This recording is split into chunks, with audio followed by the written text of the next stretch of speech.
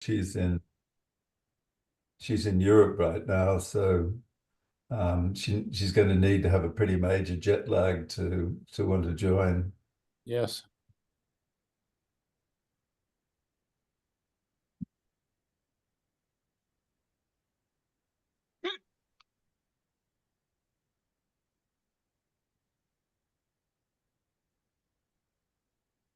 So just to set the stage for the meeting, Michael has asked me if we could push off the consideration of his presentation until closer to 8 o'clock. If we can get to 8 o'clock, that would be good, because then Carl Valente, who is his finance director, will be able to join us, and he would be able to help in that presentation. So that's what I think we're going to try and shoot for. And since we've got Chris with us this evening, I thought it might be a good sort of starting point for Chris to advise us how he's approaching the whole question of publishing the town's activities, and then hopefully we could have just a little bit of an open discussion on what the Warrant Committee should do in that regard. So it looks like we've actually got a pretty good, full team on, with the exception of Melissa, and it's going to be fairly unlikely that she'll join us. So I think I might move towards opening the meeting. Actually, before I do open it, I just wanted to note with sadness the fact of Bob Springett's passing, and as Bob was the liaison with the Warrant Committee from the Board of Selectmen, we've got another sort of loss in terms of contribution to the committee. So it's a very sad event, and our thoughts are with his family. With that, I just like to go through the formalities of opening the meeting, calling the meeting to order. This meeting of the Dover Warrant Committee is being conducted remotely in accordance with the temporary provisions of the Open Meeting Law. This meeting is convening via video conference using the Zoom app as posted on the town's website, identifying how the public may join. Please note that this meeting is being recorded, and take caution with what you show on screen, as others may be able to see it. Anything you broadcast may be captured by the recording. To open the meeting, can I get a roll call of those in attendance? So Woody Weiss? Present. Peter Smith? Present. Jerry Chen?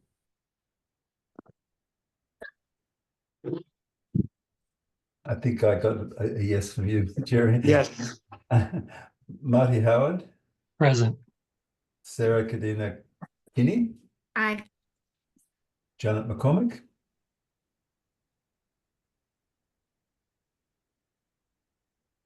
You there, Janet? Yes. Up here, And yes. Steve Migalski.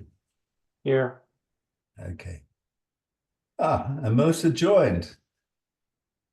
I think that's above and beyond, Melissa, so it's probably a test more to your jet lag than to anything else, but thank you so much for going above and beyond to join this meeting tonight. I guess, Peter, we have a couple of rounds of minutes to review. Is that correct? Yes, we have October 25th as amended, and November 8th. Okay. I sent them around Right. weeks ago. Yeah. Are there any comments on the first one, as the amended one that we did discuss? I think Peter was just holding fire on presenting that. Woody had an addition. Right. So do I hear a motion to accept those minutes as amended? So moved. Second? Second. Thanks, Woody. All those in favor, Woody, Aye. Peter, Aye. Marty, Aye. Janet, Aye. Sarah, Aye. Steve, Aye. Jerry, Aye. and Melissa. Okay, those minutes were accepted. Any comments on the last meeting's minutes?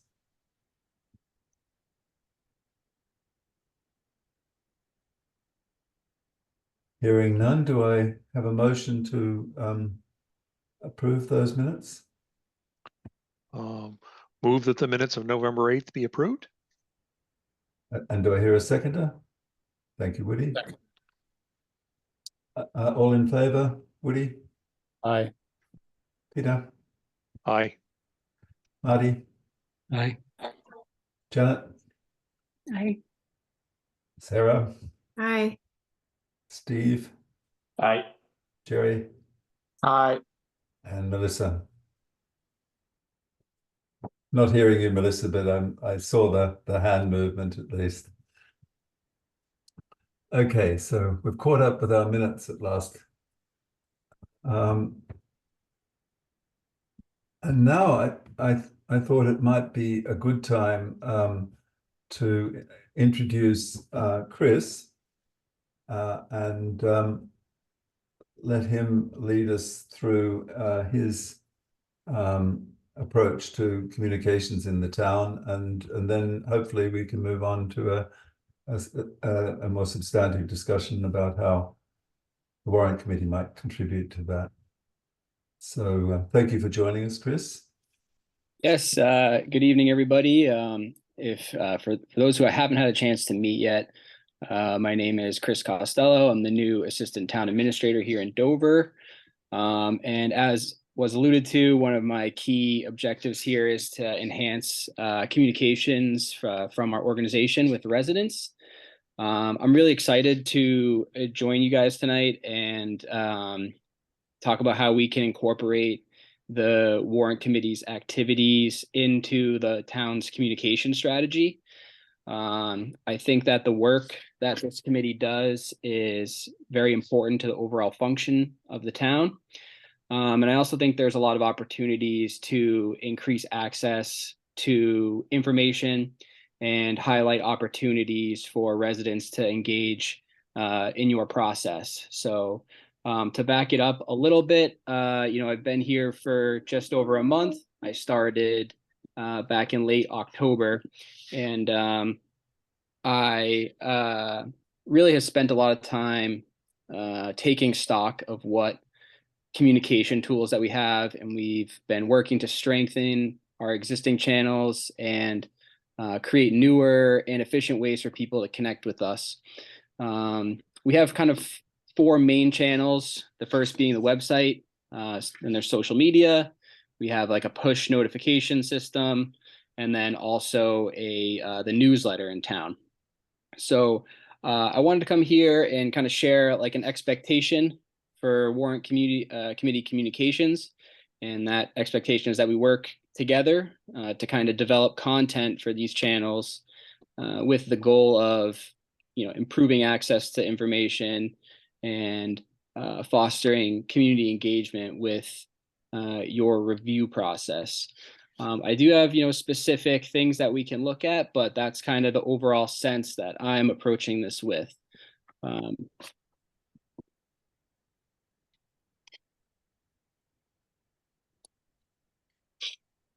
That sounds good.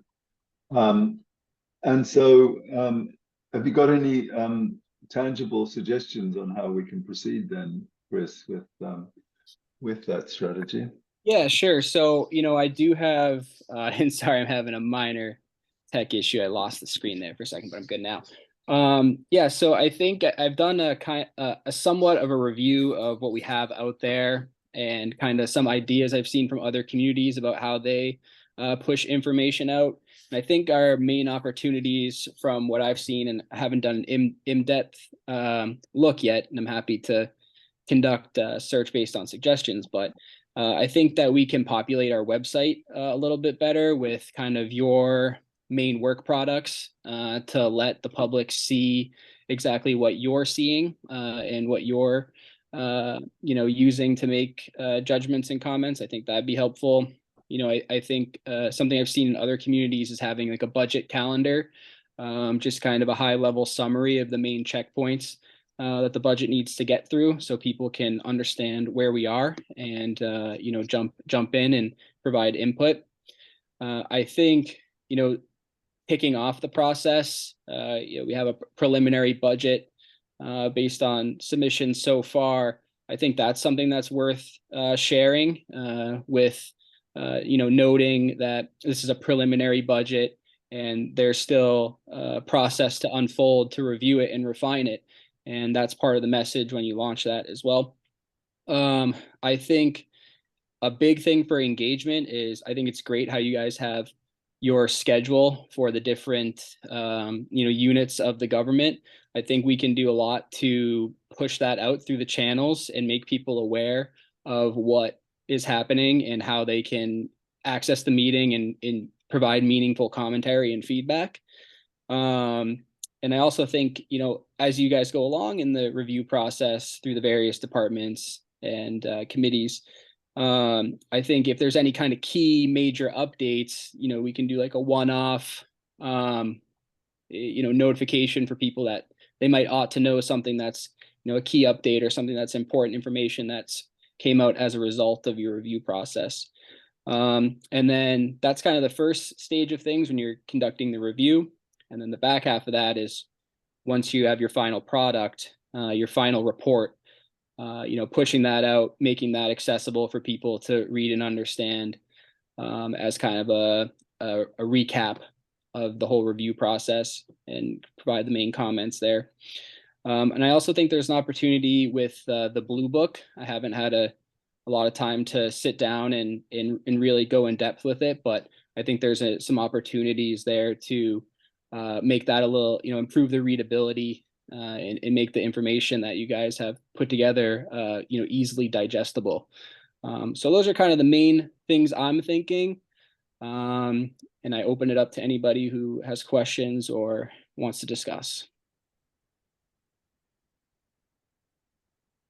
Does anybody have any thoughts on this?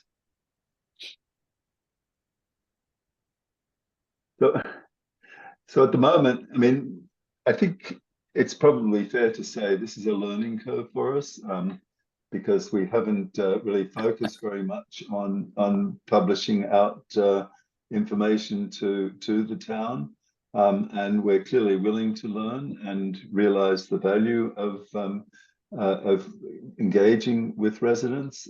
So I think that's going to be a really positive element to this. We've already started off by recording these meetings, and I think they will help in giving people access to our deliberations. And of course, we always encourage the public to join these meetings, but we haven't really focused on that very much. And so I think that's something that we could encourage as much as possible.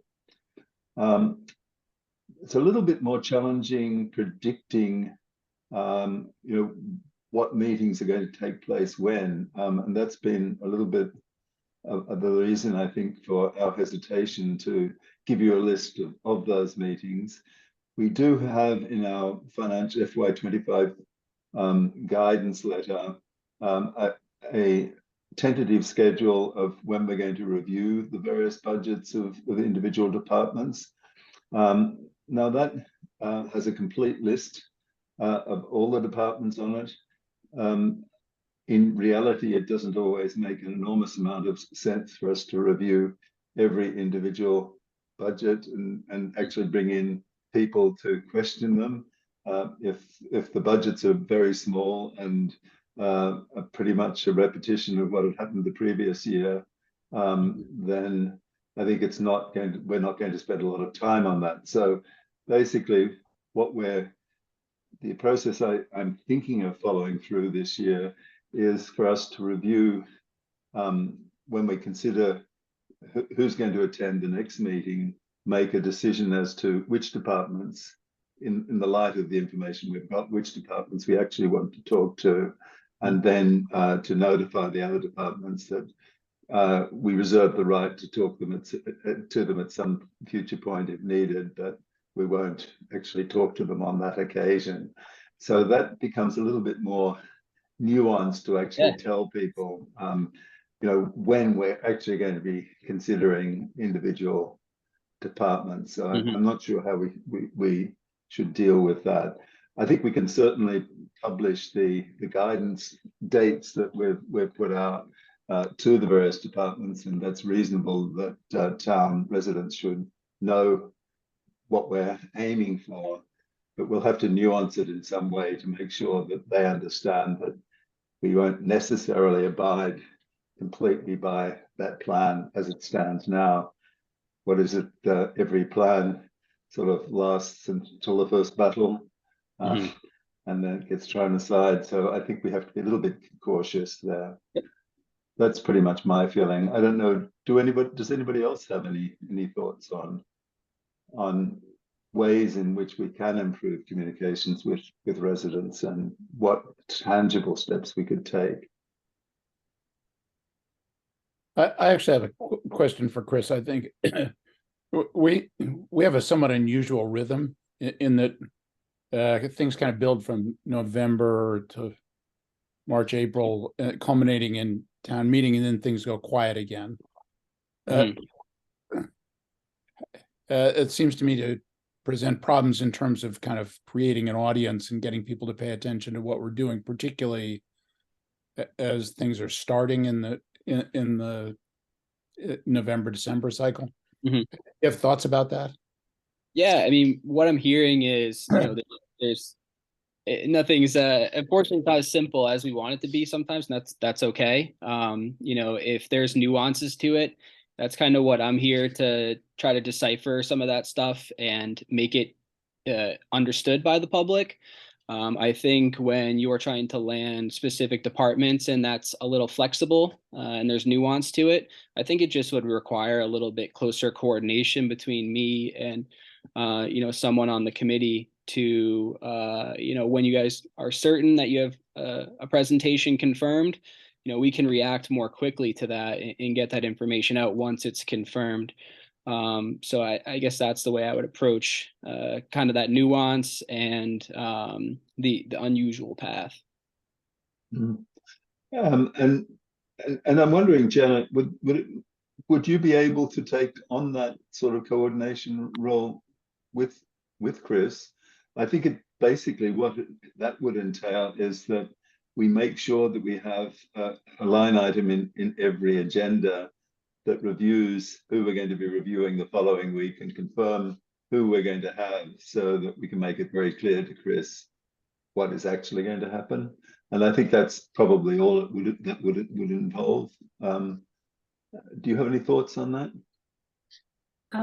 I think I can do that. So the question I had was trying to do this liaison assignment. Actually, it wasn't as clear like who the liaisons were. That may be another piece of information that we can streamline better maybe next year. So if there's one person on the other side who covers multiple departments, we have this one person on our side. So we just interact with one person for multiple departments instead of having too many people going at the same person. Yeah, I can coordinate that piece as long as I can get the information from the Warrant committee. Yeah, okay. So hold up your flag at the end of every meeting and make sure that we'll actually determine who we're going to invite and who we're not going to invite, just so that we can get that clarity. I think that'd be great. The other interesting thing, I did have a chat with Michael earlier on this week, I believe it was. Michael, it may have been late last week, where we discussed ways in which we can streamline the work of the Warrant Committee. And Michael had a suggestion that I found very intriguing that I wanted everybody else to hear as well. But he's in other towns where he's worked, instead of sort of taking a week for week sort of review of individual departments that goes on for several weeks, that we try and concentrate that review into the key critical departments that really are owning the budget, the factors that are driving the department, and that we do potentially an all-day session, say on a Saturday or something, and just get it over and done with really quickly. And that gives us a chance to then come back and review and see the areas that we don't, where we need more information, so that we can drill down a little bit more effectively on that. I really quite like that idea. I'm wondering what other people think of it. Peter, do you think that's workable? It's what Sherburne does. They call it Black Saturday, and they do all their budget reviews in a single session with possible follow-ups. It would be quite different. Yeah. It might be interesting to chat with Dover Advisory to get their sense of how effective that is, and whether they what advantages they see of it, and what challenges they have with it. The other challenge is that everybody except for the schools is usually done, by the holidays, and the schools march to their own cadence, and we have no control whatsoever over that cadence. Yep, that's obviously true. Any other thoughts on that?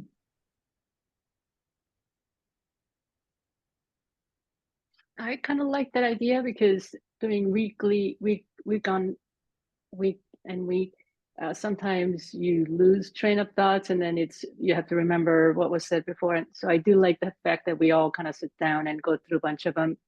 In school is big enough that we can probably have a separate session for that, and then just do everything else in one day. Mm-hmm. I am actually all for that. I'm sure there's a challenge of scheduling that one day where everybody can be available, but. Mm-hmm. Yeah, I don't think we need to make a decision on that right now, but in planning for next financial year, for FY26, we might want to really take that on board and review it seriously.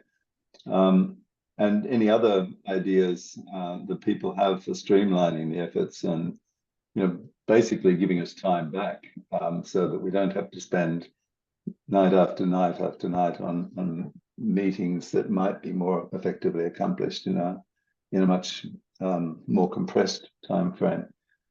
Melissa, what are your thoughts on that? Yeah, I mean, I know we had talked about it. Can you hear me now? Mm-hmm. Okay. I know we had talked about it kind of over the summer as a possible change. I think it could be interesting to try, just in lieu of the way we've structured it now, just as something different. Mm-hmm. Yeah. Okay. So maybe that's something we'll drill down on a little bit more. Putting 3 or 4, all the budget's really coming from like 3 or 4 places, right? So schools maybe you put off to the side because the schools, as you say, march to their own drum. But if you pull in the next 2, 3, and 4, you're probably like 90% of the budget or something, right? So you could maybe have the random department on a Wednesday night that is small, but maybe they have something unique or something like that. But if you can cover 90% of the budget, it might be able to allow you to look at it more holistically as opposed to one-off. Well, and I think the schools sometimes come in a little bit later than the rest because they're finalizing something. So I think it may always have to be 2 sessions, but could consolidate for sure. Yeah. Good. Okay. Okay, my only other process recommendation might be, let's remember last year, less on the budget, but on the warrant articles. It felt like last year we were like talking about warrant articles, but we had no idea what the basis of them was or what the implication was, and we had to make a decision. If there's a way to to make sure we are aware of information, or the sponsor, get the sponsor of the article to come talk to us before 3 days before the blue book is due, or something like that. It might be helpful. You're very prescient on those thoughts, Steve. In fact, the town has done quite a bit more in sort of setting up a timeline for those warrant articles, so it's very clear to people exactly what the process is they've got to follow to submit them. So we're hoping to get real benefits of that, pretty much along those lines. Michael, I'm not sure if you have any thoughts or suggestions on that as well. No, I think just to your point, I think that was absolutely identified as a concern last year. And the hope was that kind of having a document that laid out the expectations of warrant article sponsors, of what the expectation of the warrant committee is, so that you're not in that situation next year. That's certainly the goal.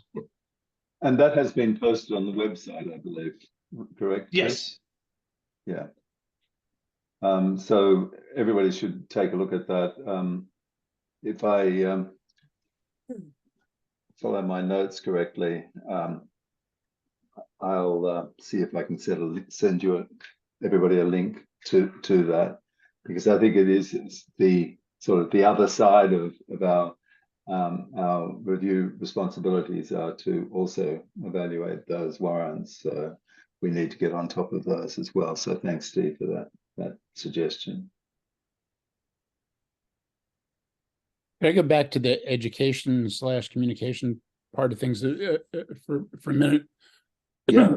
Excuse me. One of the things I thought was really successful last year was the presentation Robin and Melissa did at town meeting on kind of an overview of town finances and the budget.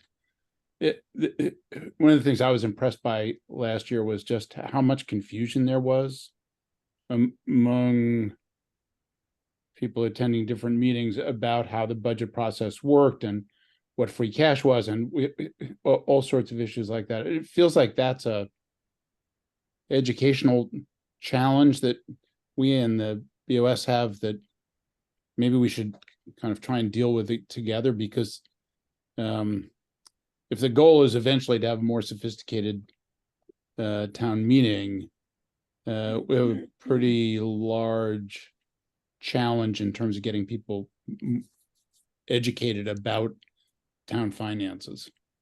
Yeah, no, I agree wholeheartedly. In fact, I was so impressed by that presentation from Melissa and the one from Robin that I'm feeling rather stressed in trying to fill in her shoes to do something even approaching the quality of that review. So yeah, fully agreed. Tim, I have one question. One of the comment that Chris made about Blue Book language, I also find Blue Book sound very legalese and arcane, the way it's spoken. But is it required because of the document itself, or can we actually speak in more plain English? And maybe, Chris, do you have other towns, like examples that we can use as a kind of example? Yeah, sure. I mean, I can comment on the example piece. I've taken a look at the Blue Book, and from what I can see, I mean, I think there's an opportunity to provide some additional context. Also, the fonts and sizes and headers and things. I think stuff like that, which will pretty minor changes overall, I think can make a pretty big impact on how people read through it and understand the information. So there's like a lot of good examples out there, but I think it's all going to come back to kind of those typography type changes, the fonts, the headings, and then that's when you can start addressing maybe the tone of what you're writing, and try to make it a little more friendly. Yeah, I guess the other issue that's sort of the elephant in the room there is, as technology changes and as this stuff is being located more and more online in a digital format, excuse me for this noise. We do need to also consider what that might mean for the Blue Book, and whether we should come up with a plan to gradually migrate it away from the published book itself and move more towards a web-based product. Peter, you're the man who's got the most experience in all the Blue Book stuff. Is that a reasonable goal to have, or if we're not required to publish a hard copy, assembling a website would be infinitely easier than this whole business of, you know, working with a printer, cycling through multiple proofs, you know, marking them up, having the markups understood or not understood. If we could roll our own website, that would be wonderful. yeah. I'm almost certain the bylaw requires us to send a product in the mail, but the bylaw could be changed, or we could supplement it with something online. Chris, do you think you could help it clarify what the actual bylaw requirements are, and whether we can sort of contemplate some sort of program to move it to a digital product? Sure. Yeah. I mean, I'm not too familiar with the town's bylaws off the top of my head quite yet to comment. No, I know that. Yeah. But none of us are. Yeah. But what I can say is that I think there's a way to format this where it's good for print and it's good for online. Right. So we wouldn't have to worry about that too much.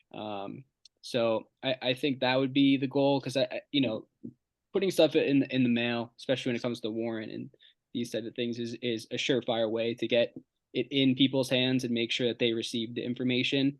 And there's different ways to approach printing and construction of things that might make life a little bit easier.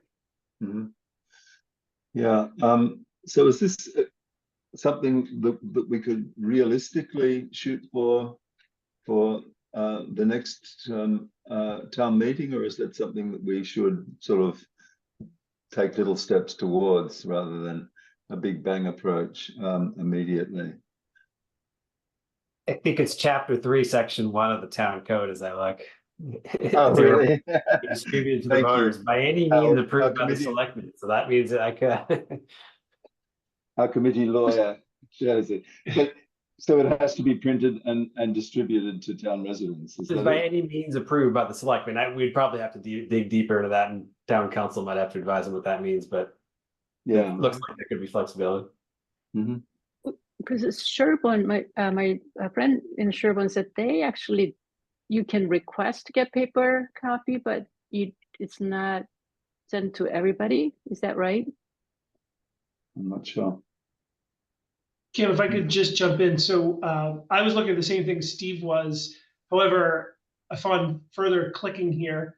We were actually both under town reports. Under town meeting and warrants, the language is a little different in that it does require posting at certain locations, but it does also require mailing a copy to every registered voter. And it is the warrant itself. So, I think there could be just some discussion. A lot of what's in the Blue Book is very important, but extra commentary on the budget and information from the different committees. The warrant is the articles itself. So, perhaps there's a possibility to still mail the actual warrant articles, but perhaps the supplemental information could be electronic, even without a changing of the bylaw. Mm-hmm. Okay, so Peter, what do you think the next step should be on that front? Seeing that I know historically that preparation of the Blue Book has fallen on secretary's shoulders largely. We could certainly try and do a hybrid, or get even if we couldn't get everything up on the website, getting the data up on the website. That's the hardest stuff to read in the booklet format and in monochrome. So putting the charts and tables and graphs up on the website, and just you do the same thing that we do for even if it's just as simple as something as simple as a PDF, or maybe we could roll a PowerPoint which consists of the key text and the data. It's tempting, and it would be a little more work, but let's ponder this. Yeah. So I guess the next step is to work out, what our legal wiggle room is in this from a bylaw perspective, and then to sort of come up with a framework of how we might prepare that those pieces. So yeah, if you could let us know, Chris, what ultimately our constraints are, and whether we have got that wiggle room that would allow us to go basically web-based rather than print-based, I think it might be worthwhile. Of course, we can certainly look into that and report back. Thank you very much. Okay, I think that's about all I have in terms of the communications stuff. Do we have any liaison updates? Now, I should thank several people for submitting budget requests from the planning board. Jerry forwarded that over, for the library, which Marty forwarded over, and the school's submissions are expected shortly in hard copy. I guess, do you want me to go to the town, to Mona's office and collect those, Melissa, or are you comfortable with doing that next It depends week, on the or? urgency. I can pick them up on Monday. It sounds like Don will drop them off for me. Yep. Okay, thank you. That works, but I'm also happy to do it if it's unfortunate that we won't have that in an electronic form, that the school has only got a hard copy version of it. So I'm not sure how we're going to review that, but in any case, we can walk through that during the school submission process. Okay. Okay, Tim, for next week, Board of Health is presenting. So yes, correct, and the Council of Aging. So would it be possible for Board of Health to go first, because Kay also has a Concom starting at 7:30? Sure. No, that would be fine. Unless, nobody has any objections. Woody, have you got a problem with that? No problem. That was meant to be a joke, but sorry. Okay. In terms of other business, I'm just pushing back stuff until closer to 8 o'clock, so we can welcome Carl. So in terms of other business, I just wanted to give some updates. On the email addresses, that is being worked on at the moment. And I'm not sure whether you've got any updates on that, Michael, but I'm presuming that we're going to get there before too long. Yeah, so I apologize to the committee. During our presentation, we'll talk a little bit about one of our requests, but we don't have an internal IT person. So we have a consultant, company that's really great. But unfortunately, we only have 1 day on site under the current contract.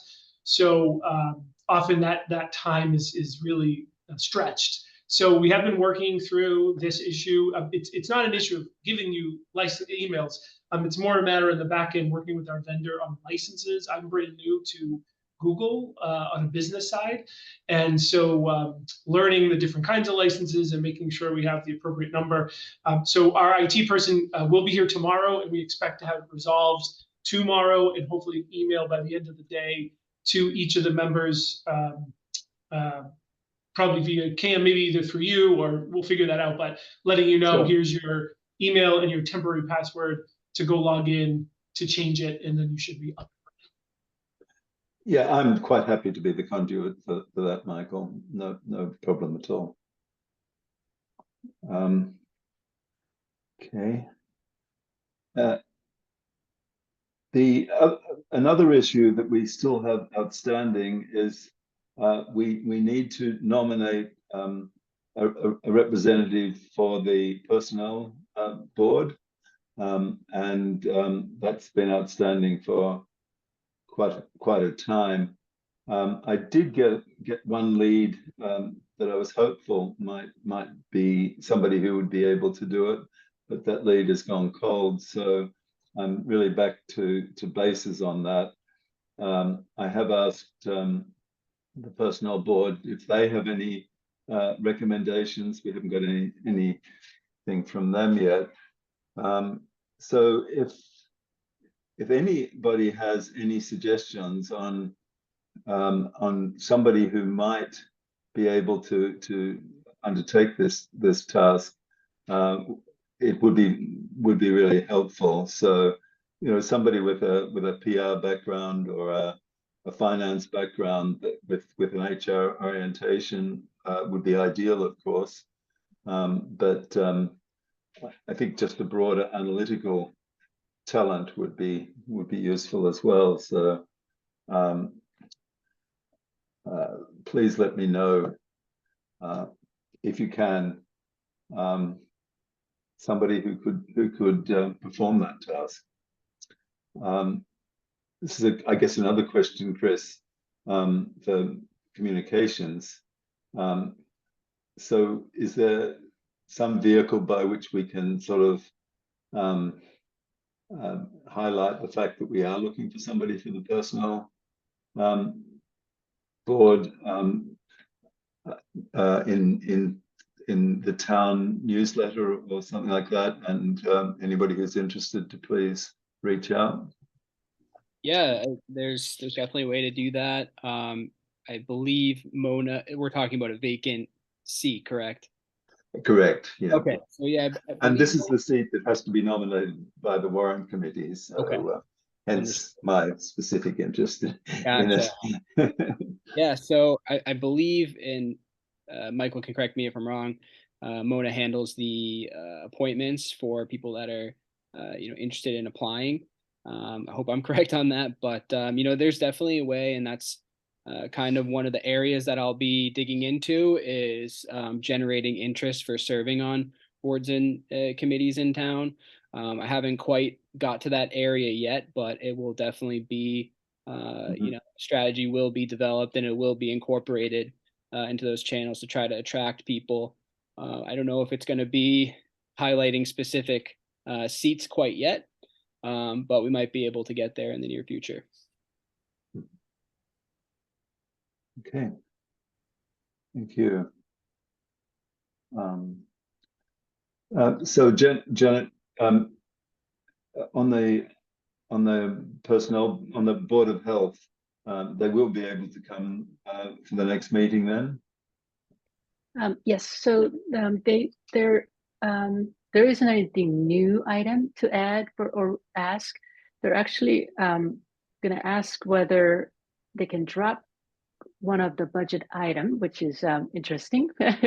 Not adding, but there's a couple of items that haven't been really used in several years, and wondering whether those should just come out of reserve fund as needed or keep it on the budget. So just very minor change in budget that just want to update us on.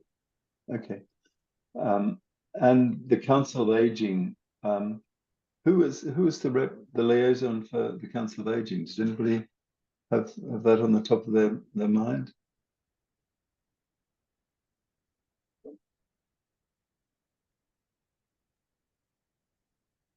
Yeah, sorry, Janet mentioned it might be you. Is that, am I out in left field? It's quite possible. It would be embarrassing, but quite likely. I very much could be wrong. It is you. It is Cam. Okay, so I'll reach out to Janet and find out what she's got lined up. But I think it probably makes sense to have her come in as well. So I apologize for that.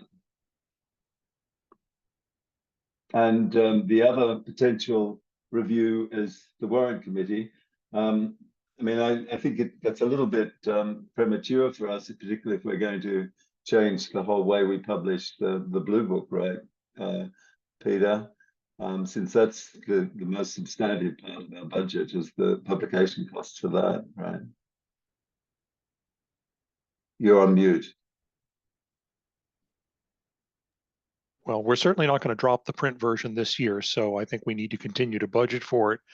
Right. And I don't see, whatever we put up on the town website is incurring, a dollar cost. Right. Yeah, that's a good question. How do we account for that part? Well, you could raise my the entire salary. website covered? Is the entire website covered by some sort of town administration budget? And as such, we don't need to plan for that. I think we can Right, freeload on it's that. covered under our existing contract. Yep. Yeah. Okay. Yeah. So I guess we're going to be steady as she goes for our budget, with the exception that the printing costs have gone up quite substantially. Correct, Peter? Yeah, it's largely driven by page count. Yeah. Okay. Okay. Excellent. Well, thank you for that.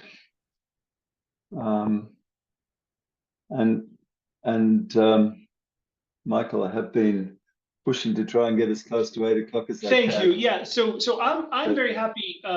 I'm capable of handling the presentation piece. My hope for Carl to be present was mostly to answer anything more detailed from the Warrant Committee. I'm doing my best to get up to speed, but I certainly don't have the institutional knowledge that Carl has. So I'm happy to get started. If Carl joins, great. If you have questions I cannot answer, I have no problem telling you I cannot, and I'll get the answers. And Carl and I can get back to you, or join you again at a future meeting for more detailed questions, particularly where the intent of this presentation is real kind of preliminary. So Right. I don't think we'll get into too much nitty gritty. So if I can share my screen. Can you grant to that, Woody? I think I did. Okay, I'll try here. It works. Okay, so can you see the full screen, or do you see speaker notes? I see the full screen. Okay, great, perfect. I usually mess that up. Let me just get this out of the way here. Okay, so thank you. I appreciate being here. As the Warrant Committee knows, this is my first budget here. So working hard with Carl, really appreciative of his assistance, and also Mona in my office, who's collating and collecting all the budgets as they get submitted. Our intention was to have all of the documents to you before tonight's meeting. I take full responsibility for that. Obviously, there were some things out of our control this week, which unfortunately really threw us off, just operationally and understandably. But we will have that all squared away to you hopefully tomorrow, so you can look at the hard numbers. But as I said, these are very preliminary figures at this stage in the process, and I just think it's really important to highlight that, because at least my intent is to really just set the stage for the budget review that you'll be doing in the discussion you'll be having over the next few months. The other piece to this is, as I understand it historically, and I was joking today, this is the budget with the kitchen sink, meaning that, as I understand it, the first pass of the budget historically has had everything in it, and then there's obviously, we'll talk through things that we very much intend to back out, whittle out based on the process as we go forward. So I'll try to highlight some of those bigger things, and then Carl and I will continue to refine this and get you updated versions of the information. Before we get into this year, I just wanted to do a really quick look back at FY23 and free cash, noting that these numbers are estimates because our books have not been officially closed and free cash has not been certified. I think most people know, but for people that don't, the two main components that make up free cash are the first is budgets that were not fully spent. So money that was turned back because it wasn't spent as part of the day-to-day operations. And then the second is revenue that exceeded our estimates when we first set the budget. Free cash is important because it plays a really big role in how we budget. It's an important revenue source for our budget and reserves each year. So you'll see here for expenditures, we're looking at an estimate of 2.23 million, 1.5 million when you back out the circuit breaker, which we don't budget for. And you'll see, I won't go over every line, but just to see what the turnbacks were there. And then for local receipts, we're looking at just over 1.7 million, higher than estimated. So you'll see those amounts there. So it's about a 3.9 million total that we'll be looking at.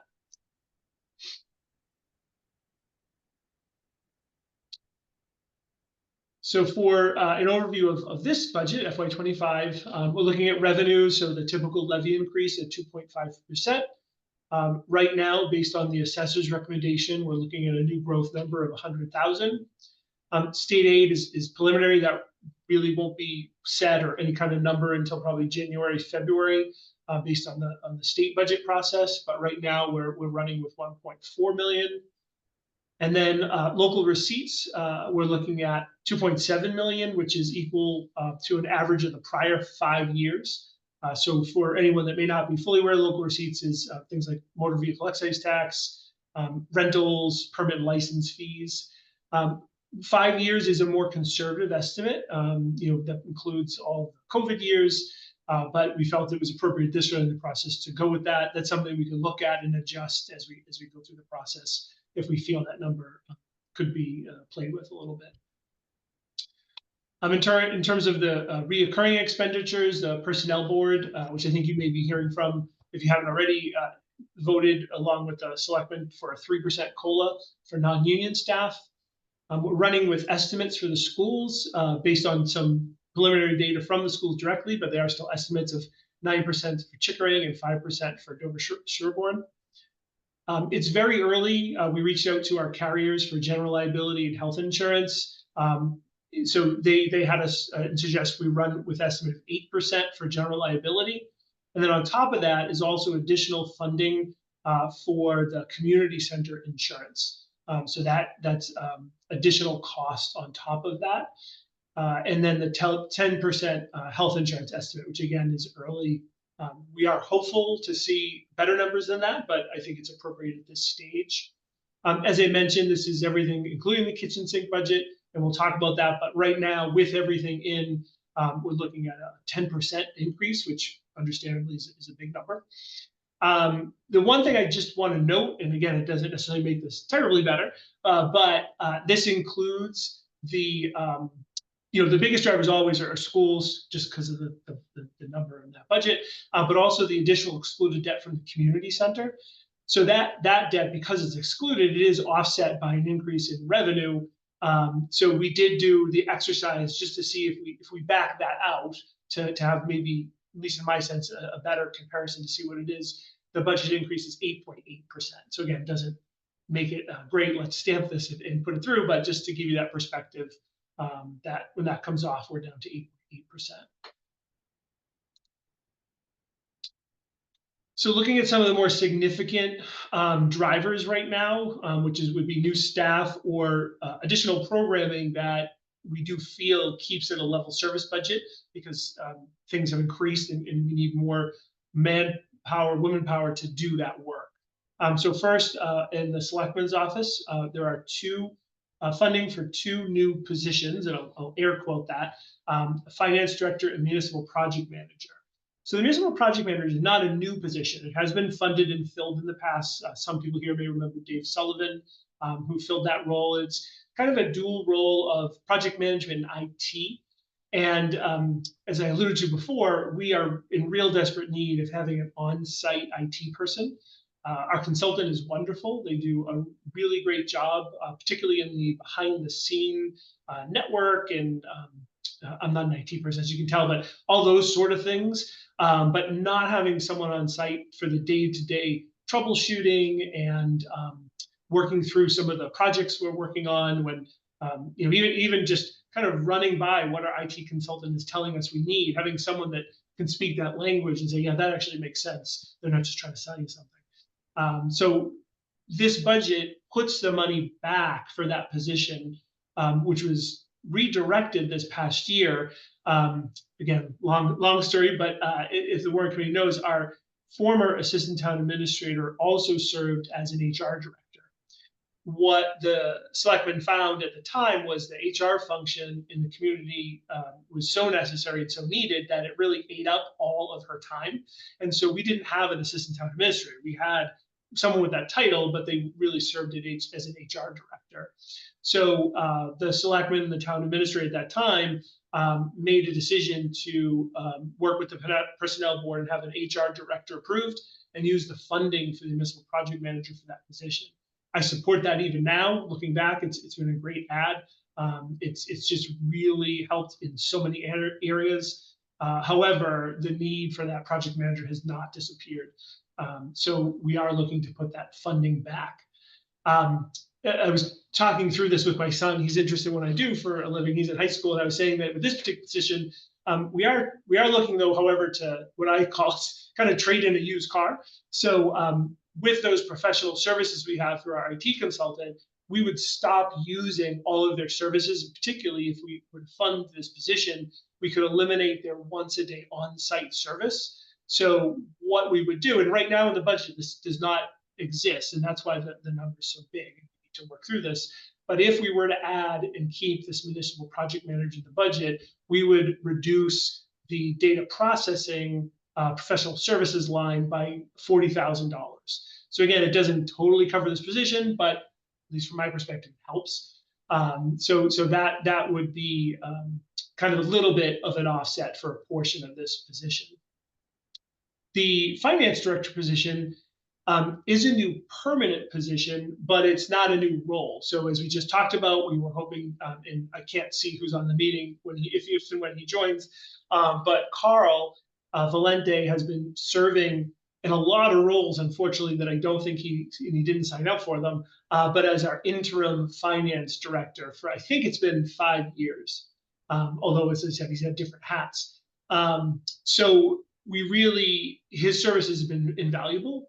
As many people know, we've had issues over the years and continue to dig out of some concerns with the treasurer collector and the accounting office. We're continuing to do that. And he's played a critical role in getting us there. But there's a couple of things. So one, Carl's retired, and I think someday he would like to really be retired. And two, Carl works 3 days a week, and I find that we need a full-time person to really help get us to where we need to be. So this again would be a new permanent position. We would anticipate that if this were to be funded, we would very much love to keep Carl on for a transition period. So what that would look like, I don't know. We'd have to talk more thoroughly if that becomes a reality with Carl, what he's willing to do. But basically to have them work side by side to pass on his institutional knowledge. But over the course of a whole year, we would, the contract that Carl gets paid out of would be able to be reduced, that professional services line, and go into salary. So again, Carl's worked a lot of jobs in a lot of hours that he wasn't supposed to, but a typical hour of his interim finance director role works out to be just under $85,000 a year. So again, that would come out of the professional services line and into the salary line, and that would assist with absorbing some of the salary for this position. The next is a treasurer collector. They've asked for a new position of payroll and benefits coordinator. However, we are looking to, again, with that HR director, allow her to take over the benefits position, or the benefits responsibilities, which would take that burden and that responsibility off of the treasurer collector's office. So if we're able to successfully do that, I'm comfortable and the treasurer collector is comfortable removing this position. So we're going to work through that, but that is in the budget now. But I anticipate if all goes well, this would come out of that position. The need is there, but we hope to reallocate the work so that the need is addressed in a different way versus adding a new position. The community center, really, everyone I think is super excited for that building. As you may know, there has been a lot of discussion recently with the selectmen regarding the management of the building. The selectmen have been very clear from their perspective that a community center director position is necessary. So that salary is an add-on, and there is no offset for that position. So that's an additional full-time position. And then related to that, within building maintenance, the building would be open from early in the morning to late at night. So it would require additional positions to staff, clean, set up rooms for activities, things of that nature. So right now in the budget, there's 2 additional custodian positions in the building maintenance budget for the community center to work 2 shifts to keep it open and make it up from 6 to 10 at night, something like that, whatever the eventual hours are. And then Michael, oh yes, I know the building's been closed for a year or so, but how was the previous building maintained? With their custodians, or like how was that dealt with in the past? I know you weren't here, but yeah. So it's my understanding that no, there were not custodians assigned to the building. That there was some assistance from kind of our general custodial staff who does all the other buildings. It just diluted the work they could do. And it wasn't staffed all the time. So my understanding is user groups had keys. So they would go in and like the Dover Theater Group would have a key and they would go in and access the building. The intention is with this kind of state-of-the-art building is we would not have access that way. That if the building's open for the public, there would be an actual staff member there while the building's open to, for security, safety, those sort of things. So it would be a different use now than the building was previously. And then Public Works. What you'll see in the budget is a $50,000 increase in paving to maintain road conditions. So the town recently engaged with a consultant who performed a kind of town-wide holistic pavement scanning.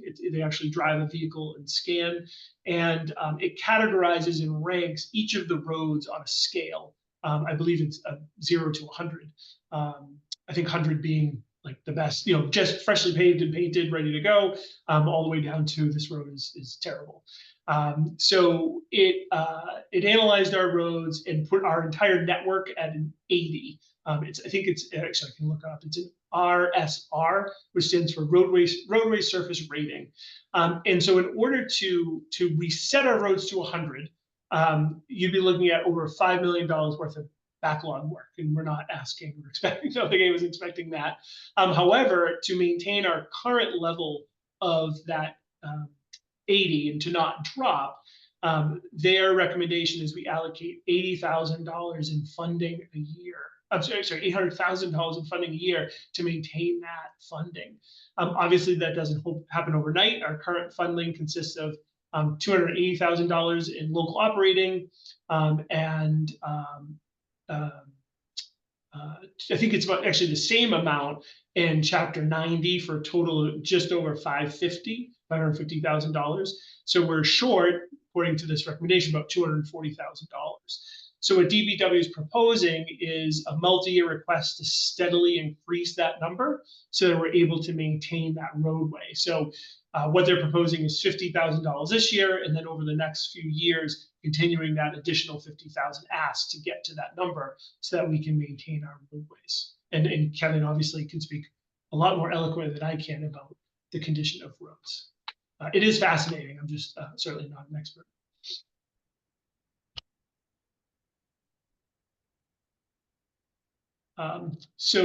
Conservation, they've asked for an increase in their professional services, which is our conservation agent. We don't have a conservation agent on staff.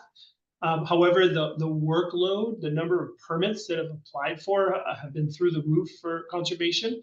And again, I'll let them speak to this in more detail with you, but they found that they need more money just to keep up with their processes. And again, these are state mandated regulatory processes. These are optional things that they're working on. Elections and registration sees a small increase, but big for them. But it is a presidential election year, and there's increases in elections in the workers, the early voting that comes along with that. So you'll see an increased salary for those election workers there. The assessors we're just making a note of it now. The position within the assessor's office is pending a reclassification. So there could be some additional funding needed there, depending on where that comes out. The assessors, and I'm going to get her title wrong. I believe she's an assessor's assistant. She is actually now doing field work. And that's something that the position never did before. But again, their workload has increased. She's trained, has been trained to do that. And appropriately, the Human Resources Personnel Board is looking at that. Again, Parks and Rec will speak to you, but they're looking for an increase in hours of a program assistant from part-time to full-time. And again, their registrations have increased, the program has increased. So in order to maintain those level services, they're looking to have additional hours to maintain those. And then professional services, we've had some increases just in anticipated consultant rates that we're using, and then some software services. So one, with the increases, we do expect that, but again, as we talked earlier, we also expect to be able to decrease that line if the permanent positions are funded. So the increase will not be as much as it looks like today if we're able to back those things out. And then for software services, there's kind of two things that are mainly driving that. The biggest is a program called Near Map. It's an $8,000 a year ask, but what it does, it provides up-to-date, high-resolution aerial maps. They do this multiple times per year of the community. And it's something that's very useful to a number of departments, which is why we thought it was appropriate to include it in the general professional services IT budget as opposed to individual department. Because that would be used by assessors, planning, conservation, Board of Health, DPW, to get more real-time information on, when people are doing work on their properties, tree clearings, additions, things like that. And then very small, but just to point out, because Chris is here, Chris has done an evaluation of all our communication tools and identified that we, are in need of some additional services, particularly through social media. Love it or hate it, it is how most people get their news from us. It's amazing when you look at the number of views our posts get, or what I think is most impressive is how many people stop and watch the selectmen's meeting. It's not something that people will go and turn on and sit down, but when they're scrolling their feed and they see it, they stop. I don't know if they stay for the whole thing, but even if they just watch an item or two, it's a great way for people just to see something that's going on in the community. So looking at things like Hootsuite, which is a program that allows us to schedule and post across multiple social media platforms, Canva Pro, which is used for our newsletter, things like that. So there are some increases there for those things.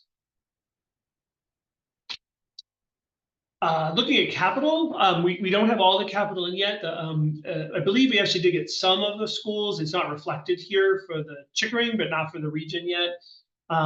Again, I will go into a lot of detail here. The Capital Budget Committee is in the process of reviewing these, and they're very thorough and doing an excellent job.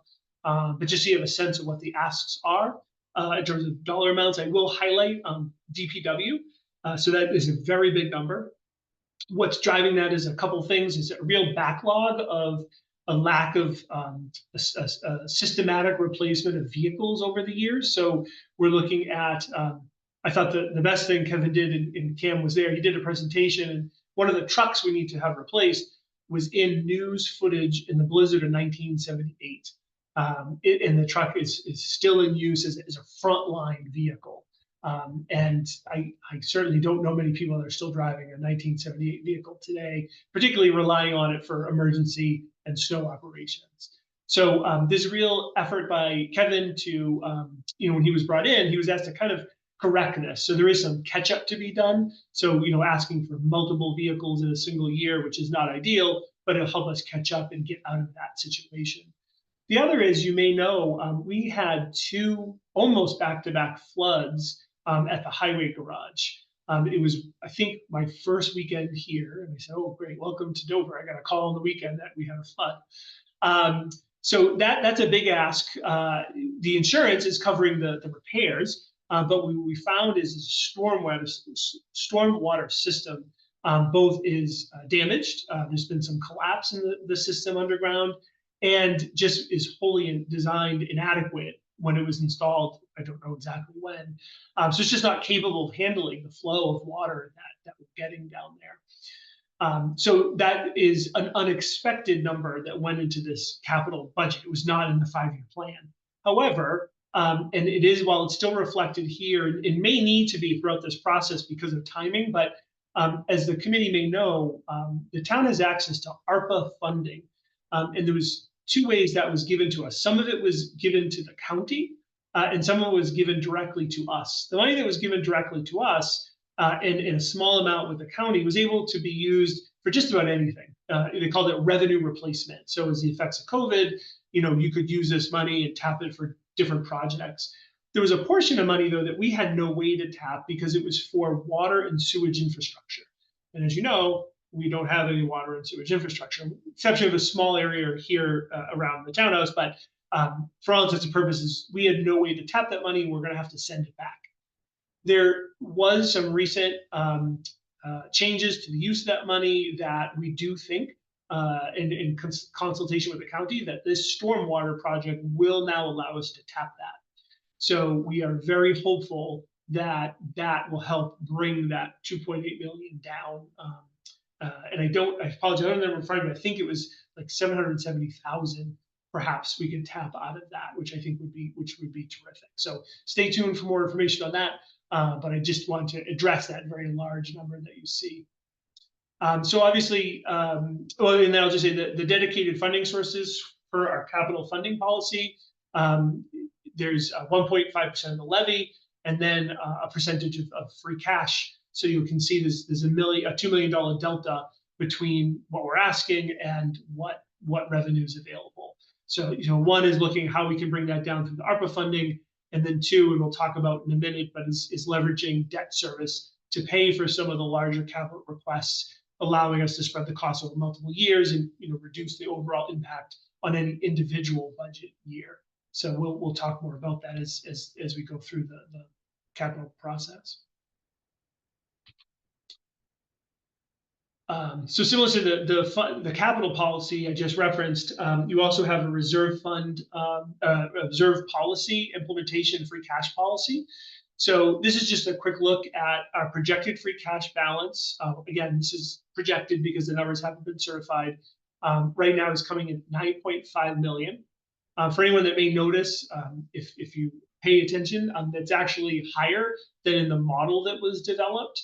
So I'll talk about that in the next slide, but the model that we used was projecting 8.5 million.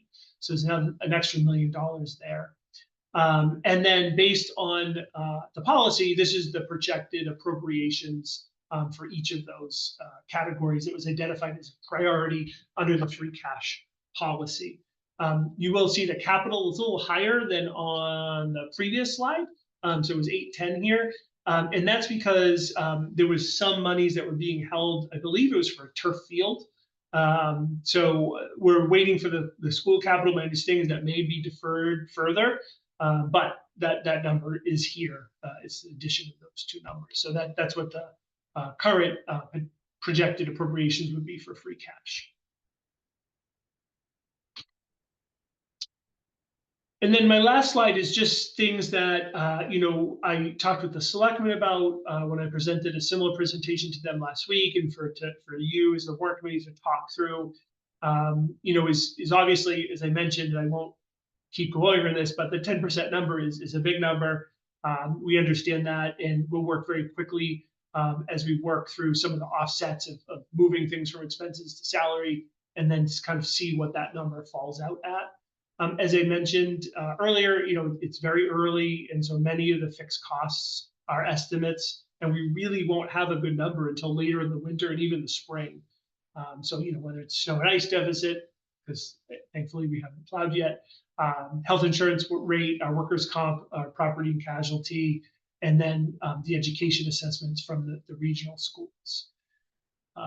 Again, we talked about considering leveraging debt service, and then also, the ARPA money for some of the capital items. And then, as I mentioned, the free cash is $1 million greater than projected.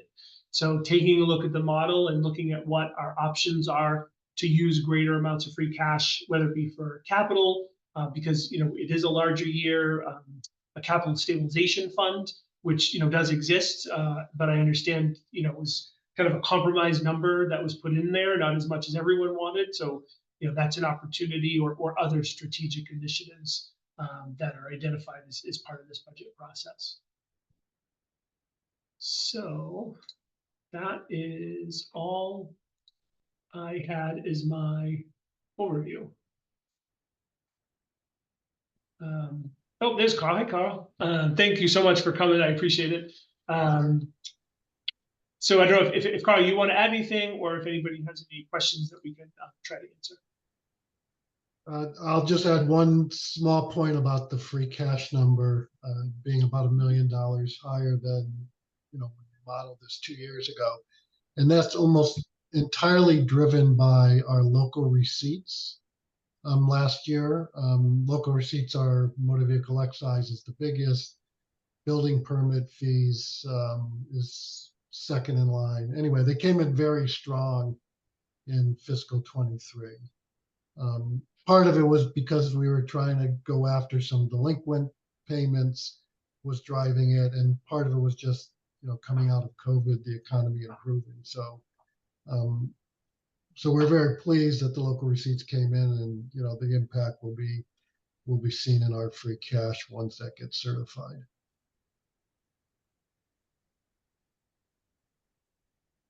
Thank you, Michael, and thank you, Carl, for your work on the preliminary estimates so far. I guess I don't really have any other comments other than you confirmed my concerns that the budgets were increasing fairly sharply, and it's something we're going to have to look at closely to understand how manageable that will be going forward. But I'm not sure at the moment. We've got a lot of detailed questions on it. One superficial question I had, Michael, you spoke of the road repairs or the surface maintenance of the roads. Is that a capital budget item, or is it an operating item, operational item? Yeah, so the intention here was to build the reoccurring funding into the operating budget, so that it's not a capital ask each year, that we have reoccurring operating funding dedicated to roadways every year. Okay, thank you. Michael, both the local and regional schools are going up significantly more than their kind of historical pattern. Is there an explanation for that? So let me just pull it up. So I think the Chickering is up 9% and the regional schools 5%. Yeah, so Carl, correct me if I'm wrong, the Chickering is an actual estimate. The 9% was the current estimate from the schools directly, correct? Yeah, right. That's their budget that they released. I want to say it's tonight or tomorrow, but they'll be releasing to the school committee. So it's they call it the version 1 of their budget. Yep. But yeah, so to your specific question, I don't know the specific driver of that number at this time. Okay. I guess we'll have to drill down on that once we are able to talk with the school committee. Woody, any other questions? 5% increase in the total budget for this regional, or is it Dover share, or does the 5% reflect just Dover share? That question makes sense.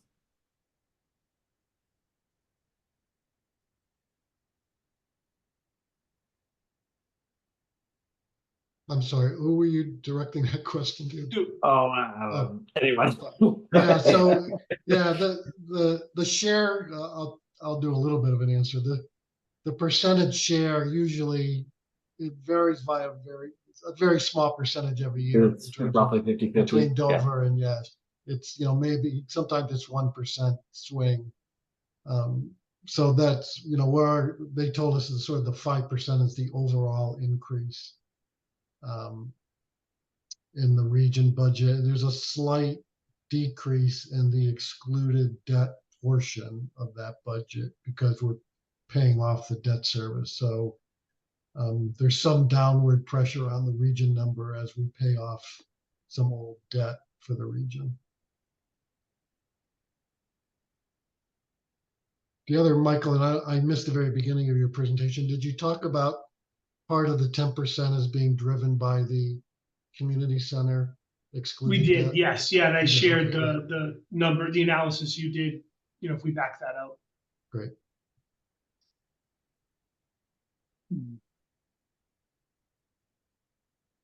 Any other questions?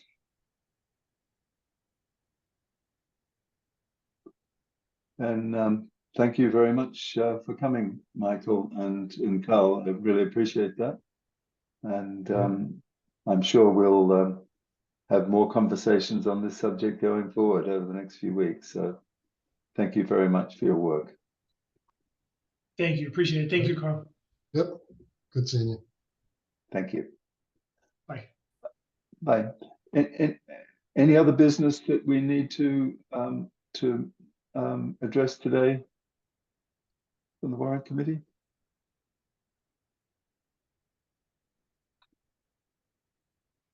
One other thing that I did want to comment on. I've been trying to work out the status of the Hale proposal, and this morning I had the opportunity to have a discussion with Eric Arnold, who is the executive director of Hale, and he gave me an update on where things are at. And no doubt Michael and Carl have good insight into these issues as well. But evidently, the issue that led to wind being taken out of the sails of the project in the spring time was that the Westwood town of Westwood was insisting on a clause in the conservation agreement that would effectively say, we agree to the terms of the agreement for now, but if we decide at some point in the future we don't want to follow it, then we won't. That created sort of real challenges for the Hale team, since they were trying to get some sort of funding to ensure that the whole reservation can be maintained and preserved going forward. And so they've decided at the moment not to proceed with trying to get that conservation agreement from the town of Westwood. They are still wanting to consider that agreement for Dover. And of course, that raises the whole question of quid pro quos and why we should pay something when Westwood isn't. And so that's going to become a real challenge for us to review over the next few months, I suppose. But Hale is also proposing some sort of extra special options for Dover, such as honorary memberships of Hale to town residents, and ability to offer classes to various Chickering grades on a regular basis. That would be nature-based classes and so on. So they're clearly looking for ways to follow through on this. I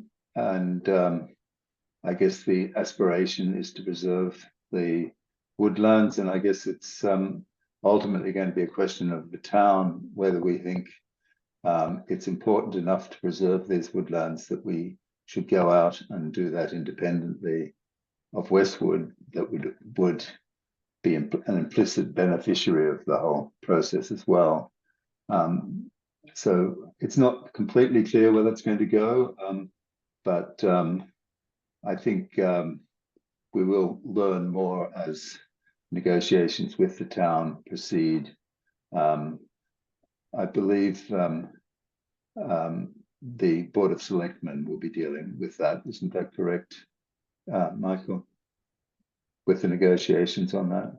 Yeah, so I have to be a little more careful than you, Kim, in that we're, from our perspective, we're still dealing with this through executive session as a negotiation. But Yeah. yes, we're actively pursuing that, working with the different parties, legal counsel, selectmen, working to get to a place to bring something forward, and we still hope to do that. Absolutely. Right. So that could have implications for the budget as well, that will probably be handled by a special town meeting, I'm presuming. And it might be open whether the negotiations will be completed in time for FY25. Having said that, Eric Arnold said that they are very keen to come to some agreement this year. So that's good news and potentially bad. I don't know how to interpret it just at the moment, but I thought it was important that the Warrant Committee understood what was happening, since we've been confronted with this wall of silence for so long on the subject, even though we knew that there was a potential cost associated with it, and we wanted to get a little bit better informed as to what was really going on. So I appreciate the openness of Eric Arnold in updating me on this, so that's good. Kim or Michael, Okay. do you know, is the plan to bring a baked contract to town residents for an up or down vote, or is there any, whatever comes to the town, is it just this is the deal and take it or leave it, or is there a way that people can be kind of see the process as it moves along? So I missed the first part of your question, but I think that you're asking is well, I'll try to answer what I think you're asking, which is, so right now, more executive session or behind the scenes, we're negotiating what a conservation restriction would look like. And if this project goes with Westwood, or if it was just Dover, there would either be two separate conservation, there's going to be two separate CRs, we call them, for each community, or if we were to go it alone, it would be just on the portion of Hale that's in Dover that would be protected by that restriction. That would be presented to the community well ahead of any town meeting, so that there's vetting, answer questions. Potentially there could be tweaks to that document as a result of that feedback. But then the question that would go to town meeting would be, is the town willing to fund the cost to get that conservation restriction, as it's been drafted? I think my question, I think you answered it, which was more along the lines of where nobody seems to know exactly what's going on with it. Are people going to find out when it shows up in a warrant article or something for a town meeting, or is there an opportunity to see something along the way? Yeah, no, absolutely opportunity. So, again, when I started, everyone was very positive. The intention was to have a fall special town meeting, and leading up to that, there would be public information sessions that people could attend, meetings on Zoom, trying to get the information about what does this mean, what's in the CR. Obviously, that ship has sailed for the fall, but we would intend to do that same process whenever that special town meeting should be scheduled. Absolutely. Makes sense. Thanks. So do we have any sense for why Westwood has backed away? The reason I ask is that obviously Hale Reservation is no longer Hale Reservation, but it's Hale Education. And their mission of the organization is more driven by providing services and educations for inner city children, and building out campuses and things like that for that purpose.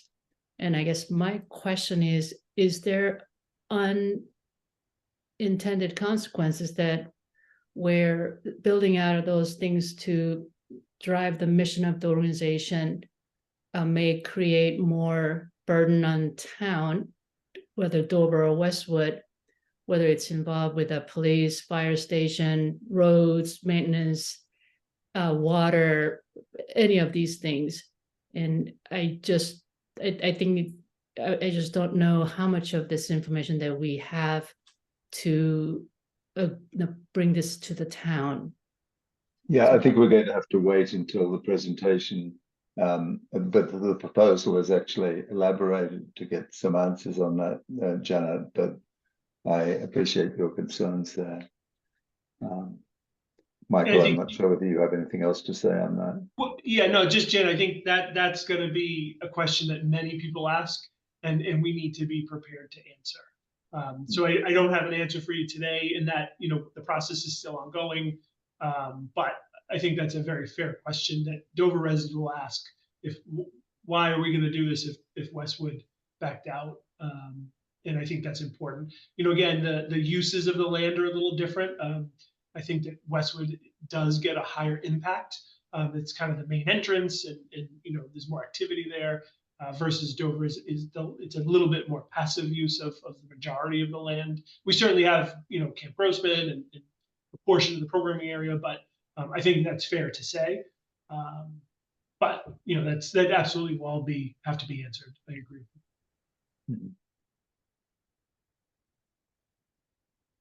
Okay.